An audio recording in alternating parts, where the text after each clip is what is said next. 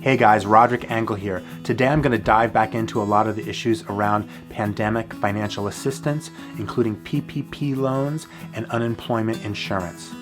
Now, I feel like there's a lot of people out there that are like me. They're independent contractors or they have single person LLCs, and they found themselves in the position where they got approved for a PPP loan and at the same time got approved for unemployment insurance. Now the question is, how do you deal with that? Today I have a special guest. She's a lawyer. She's going to answer a lot of our questions. And stay tuned, because at the end, I'm going to get her to give us some free legal advice on how we stay on the safe side of a lot of these gray areas.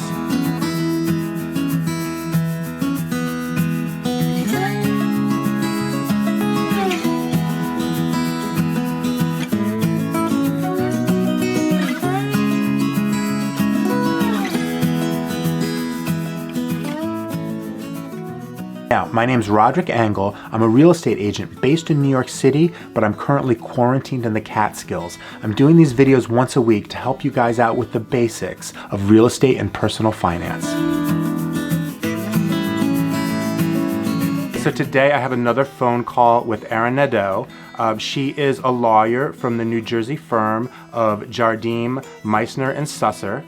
This is my second call I've had with Erin, and we are just following up on some of the information that we've been talking about back and forth about PPP loans, unemployment insurance, and general pandemic financial assistance. Hi, Erin, how you doing?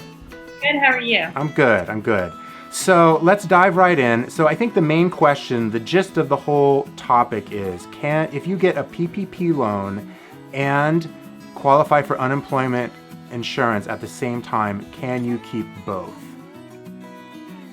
So first, before I go into that, I just want to do like a blanket statement that I think will be helpful for people that are confused as to whether something will be forgiven and they want to make sure they don't have any issues.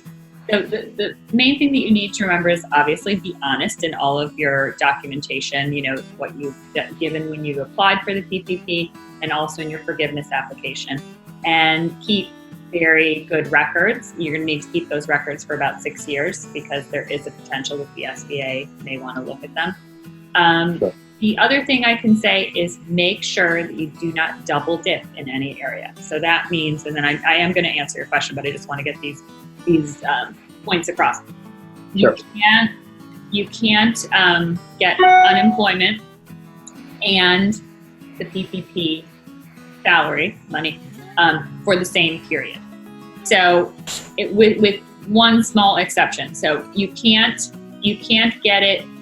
Say you got your unemployment, and then like you said, you had your PPP loan. They kind of coincided.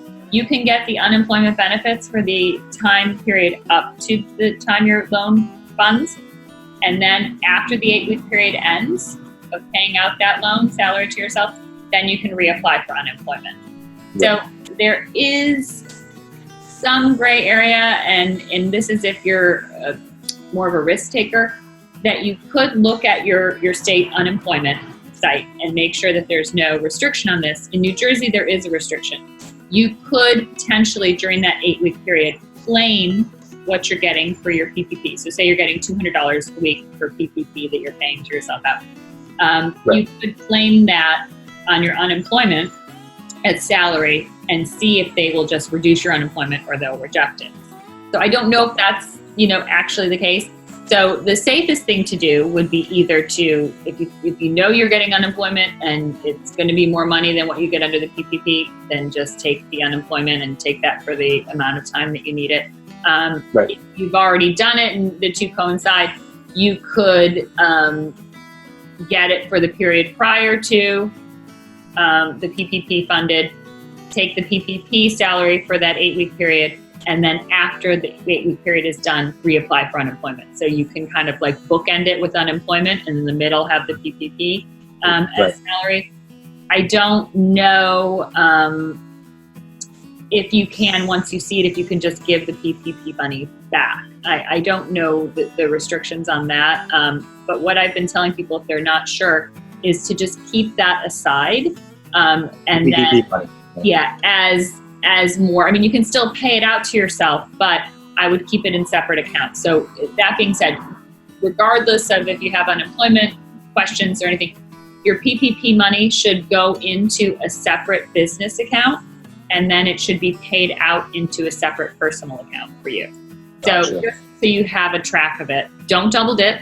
Right. Make sure that you document everything and put everything in separate accounts so you can just account for it. Because the other reason for that is, in terms of double dipping, you cannot pay, say, utility bill with PPP money and then take a deduction for that utility bill for that same 8-week period. You can take it Right. for the rest of the year. So it makes it easier for you to just account for your accountant, so they can look at it and say, okay, well, this is off the table for deduction for that. When it comes to tax time for 2020, you can't then deduct those expenses. Makes sense. Makes sense that I didn't think about it that far in ahead, but it seems like tax season for 2020 is going to be A mess. a mess. A mess. And I think it's just, I always, when I'm analyzing anything, if I'm analyzing, a contract, or I'm analyzing this bill, or analyzing an application, you need to think of what the intention was for this. Right. The intention for this was to get people off unemployment and keep businesses afloat and keep employees employed. It's a little bit different because we're talking about keeping independent contractors employed. So you just have to, in looking at the unemployment versus PPP, if you look at it in that way, it makes sense. They prefer you to get the PPP money and be off unemployment than to stay on unemployment and forgo it, because it keeps their numbers down. I mean, think of it as like PR. They want to make it seem like, oh, our unemployment numbers are not as bad and we're helping businesses. But it is one of those things that's evolving. And, the rule that might be in place now in terms of guidelines for forgiveness may be slightly tweaked by the time you actually make the application for forgiveness. So just kind of know. And if there's something that you're kind of unsure about, or they haven't provided accurate or clear guidance on, my thought would be to, even if you pay it out to yourself and it goes from the PPP lender business account to your PPP lender personal account, maybe hold it there if you think, I'm not sure if this is going to be forgivable. If you're not of the mindset that you're okay if it's not forgiven. Hey, are you enjoying these videos? Press the like button and subscribe to this channel, and press that little bell so you get notifications every time I post a new video.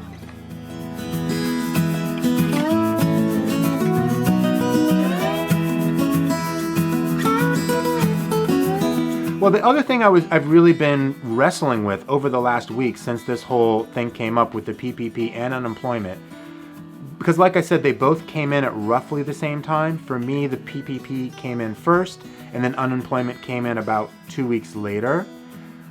My question has been, can I retroactively certify for the unemployment insurance to make up for that basically 2-month gap since I first applied? And I was going to ask you, but then the answer kind of came to me, at least personally, this morning in an email, because I hadn't heard anything, and I'm in New York State. I'm getting unemployment from New York State. But then I got an email in just this morning, fully almost 3 weeks after my first unemployment first came in, that they sent me a document to retroactively certify for those first few weeks. Now, I don't know if it's going to be for the weeks starting in March 13th, when I was first technically unable to work, or does it retroactively start on the date that I first applied for unemployment insurance? I haven't figured that out, but I've at least got something from New York State that allows me to retroactively certify for unemployment insurance. I mean, I don't know. I think if you look at what, and you may not remember, they probably had a question when you applied for unemployment when, you were... I do remember that, and I remember putting March 13th.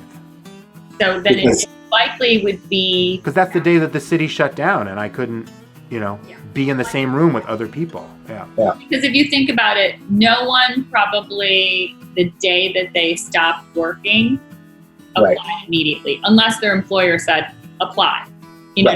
We're laying you off. Well, the PUA wasn't even passed then. I mean, the PUA didn't come through until the CARES Act, which was in early April sometime, right? Right. Yeah. So it should be that date. Yeah. Put in. Because again, they're going to look at documentation that you've provided. Right. Yeah. Okay.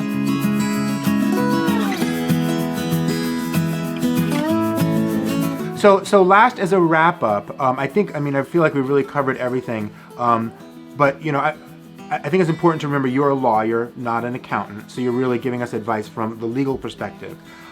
Do you have any additional advice? You know, this is a gray area. Any other advice, tips, or tricks on how to stay on the safe side of the legal gray area? I think this, reiterating what I said before, make sure you are honest in your applications, you know, for the initial loan and for the forgiveness.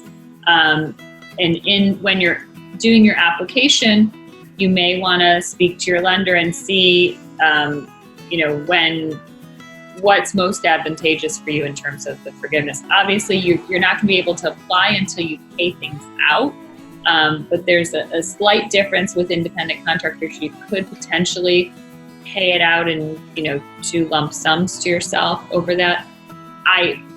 My thought is to just do it weekly, just because it's more of a paper trail. But look at that and document everything. Keep all of your documents.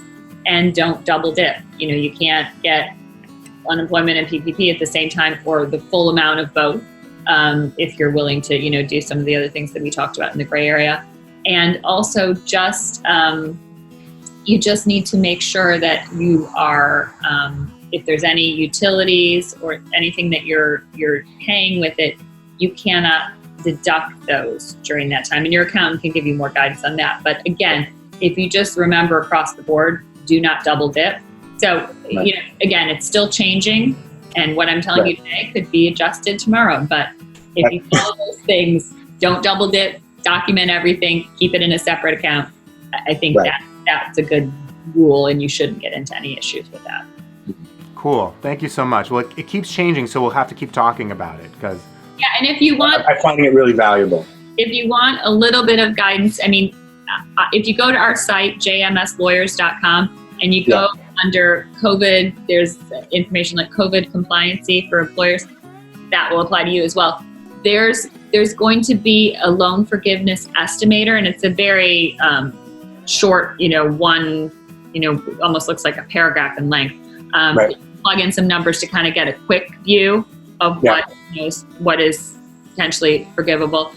And we can help you with, you know, getting more detailed spreadsheets to do that. Well, send me that link. I'll put it in the description under here so folks can get it. Yeah, cool. Awesome. Thank you so much, Erin. Once again, really appreciate it.